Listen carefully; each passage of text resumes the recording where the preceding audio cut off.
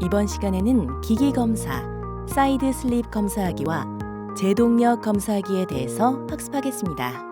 오늘의 학습 내용은 NCS 학습 모듈 기기 검사의 3페이지에서부터 21페이지에서 확인하실 수 있습니다.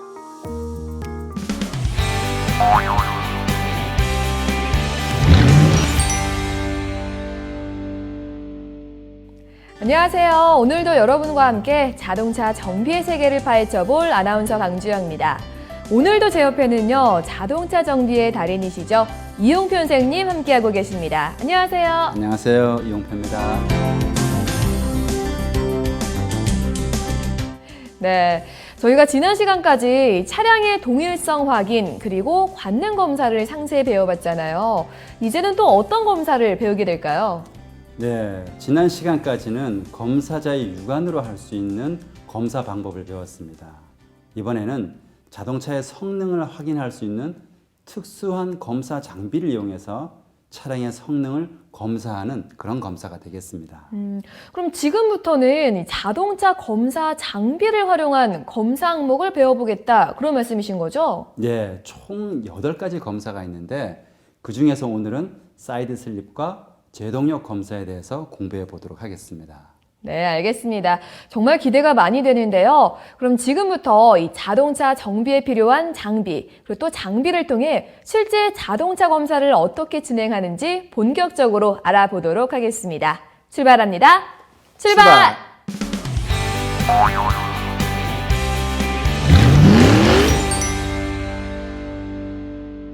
오늘 배울 내용의 NCS 정보를 확인합니다.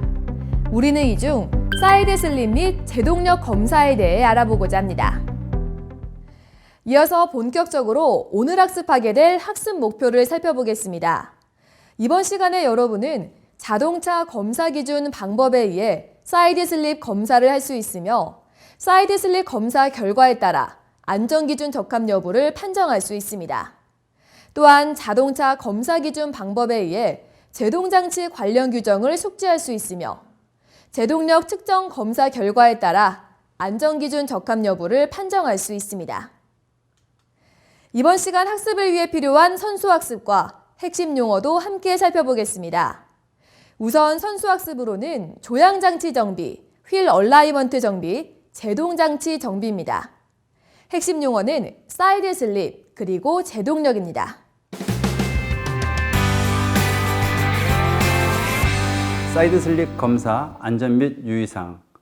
차량의 진행 앞, 뒤, 옆 방향에 사람이나 물건이 없는 것을 확인 후 검사를 시행합니다. 사이드 슬립 측정 후 수정을 위하여 타이로드 길이를 조정하고자 할 때 리프트의 안전장치를 확인해야 됩니다. 답판 위에 주차하거나 허용 축중 이상의 자동차를 올려놓지 않도록 합니다. 제동력 검사 안전 및 유의사항. 차량의 진행 앞, 뒤, 옆 방향에 사람이나 물건이 없는 것을 확인 후 검사를 시행합니다. 타이어의 이상 마모 상황을 점검한 후 시행합니다.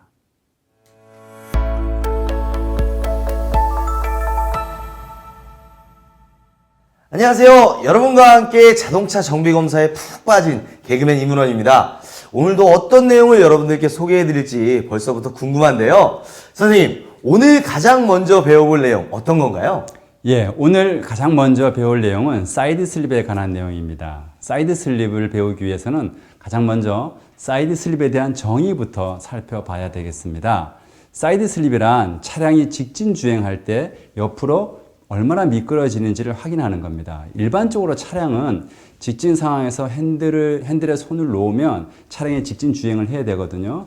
그런데 조향장치의 부품의 마모나 혹은 차륜의 정렬 상태의 불량에 따라서 직진이 유지되지 않을 수가 있습니다. 그림을 보면서 설명하도록 하겠습니다. 네. 현재 우리나라 법규에서는 실제 1km를 주행하였을 때 옆으로 미끄러짐이 직선에서 5m 이내면 합격으로 처리합니다. 이 검사를 위해서는 포장된 1km의 평지가 필요합니다. 아니, 포장된 1km의 평지가 필요하다고요? 예. 아, 1km면 제가 이게 숨이 헐떡거리도록 뛰어도 이게 될까 말까 한데. 예, 맞습니다. 이거 어떻게 준비하나요? 이게 가능한가요? 예, 그렇죠. 현실적으로 어렵죠. 그래서 이런 문제를 해결하기 위해서 공학의 단위 변환을 이용합니다. 1km는 1m로, 5m는 5mm로 단위를 변환하면 답한 1m를 주행했을 때 5mm 이내를 벗어나지 않으면 됩니다. 아, 그렇군요. 예. 이번에는 사이드 슬립에 영향을 미치는 요소들에 대해 살펴보겠습니다. 사이드 슬립에 영향을 미치는 요소는 바퀴 정렬과 밀접한 관계가 있습니다. 바퀴 정렬에는 캠버, 캐스터, 킹핀 경사각, 토가 있는데 이러한 요소들의 특징에 대해서는 이미 자동차 세시 정비에서 충분히 배웠을 것입니다. 혹시 기억에 나지 않으면 그때 배웠던 내용을 다시 한번 복습해 주시기 바랍니다. 네. 선생님, 그럼 이 사이드 슬립의 가장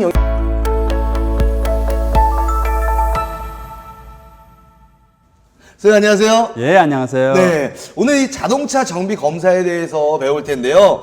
어떤 내용 배울지 너무나도 궁금합니다. 네, 오늘은 자동차의 속도계와 전조등 검사에 대해서 살펴볼 건데요. 그 중에서도 먼저 속도계 검사에 대해서 살펴볼 겁니다. 속도계 검사요. 이 자동차의 속도를 검사한다, 뭐 이런 건가요? 예, 그렇습니다. 실제 자동차가 주행할 때 자동차가 주행하는 속도와 자동차의 계기판에 표시되는 속도가 일치하는지를 확인하는 검사가 되겠습니다. 그렇군요. 선생님, 이 검사를 하기 전에 뭐 준비해야 될 사항 같은 거 있나요?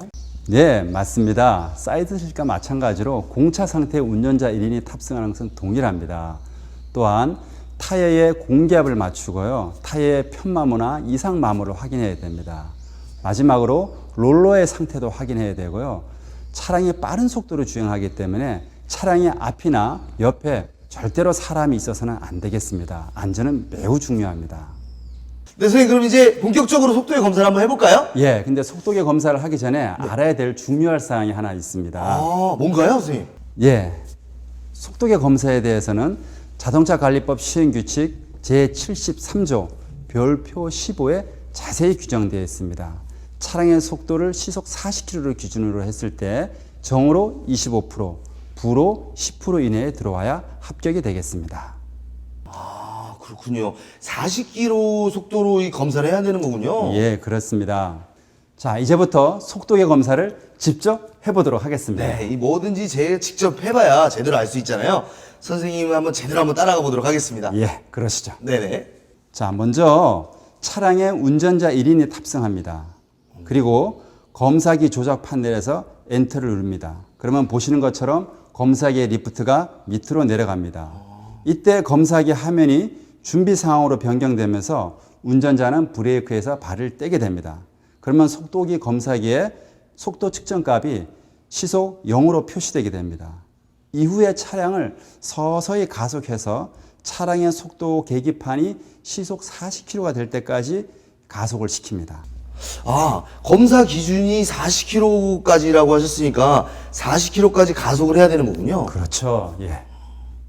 차량의 속도가 시속 40km가 되면 검사기에 신고 버튼을 누릅니다.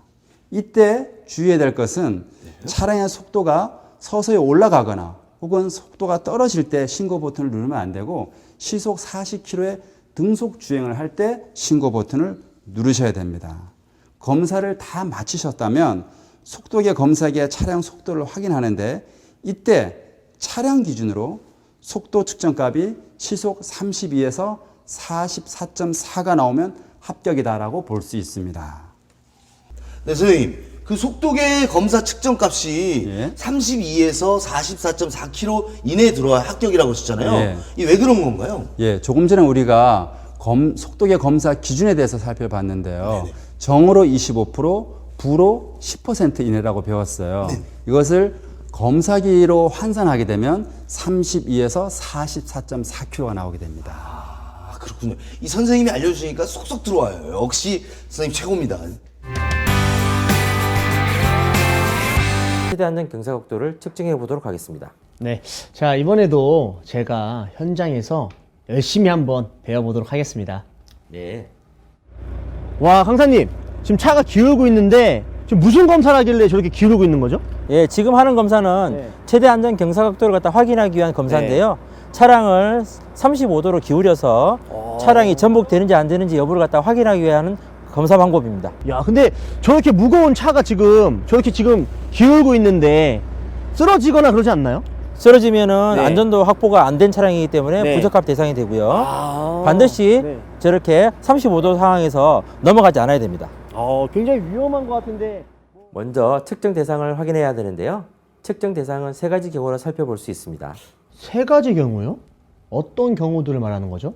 네, 소규모 자동차 제작자가 안전검사를 받기 위해 최대 안전 경사각도 사전 확인을 위해서 신청하는 경우와 튜닝 승인 시 동급, 동형, 비교 대상 자동차보다 차체 높이를 증가시키는 경우, 그리고 난간대, 재활용품 수집 자동차 등 기존의 캐빈 높이보다 차체 높이를 증가시키는 경우인지 확인해야 합니다. 그리고 난 다음 측정 조건을 확인해야 되는데요.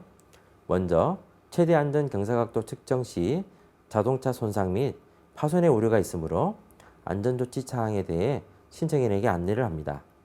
그리고 차대 번호, 원동기 형식, 제원 등이 신청한 자동차와 동일하고 임의로 튜닝한 사실이 없어야 하며 무게 중심을 낮추기 위한 구조물 및 안전검사를 받기 위해 최대 안전경사각도 사전 확인을 위하여 신청하는 경우, 튜닝 승인 시 동형 동급 비교 대상 자동차보다 차체 높이를 증가시키는 경우, 최대 안전경사 측정 시 자동차 손상 및 파손의 우려가 있으므로 안전조치 사항에 대하여 신청인에게 안내, 차대 번호, 원동기 형식, 제원 등이 신청한 자동차와 동일하고 임의로 튜닝한 사실이 없는지 확인, 중심을 낮추기 위한 구조물 또는 부착물이 없어야 함, 자동차는 공차 상태로 하고 좌석은 정위치에, 착유리 등은 닫은 상태로 함, 측정 단위는 도로 하고 소수 첫째 자리까지 측정, 경사각도 측정기에 설치된 차륜 정지 장치에 좌측 또는 우측에 모든 차륜을 밀착시키고 차륜 정지 장치 반대측의 모든 차륜이 경사각도 측정기의 답판에서 떨어지는 순간 답판이 수평면과 이루는 각도를 좌측 방향과 우측 방향에 대하여 각각 측정.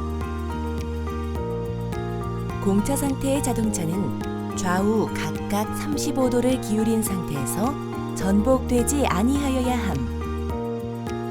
최대 경사각도 측정 결과표를 작성. 네, 현장 강의 잘 봤습니다. 오늘 강사님과 함께 이 자동차 재원표 확인 및 경사각도 시험기 운용에 대해서 알아봤습니다.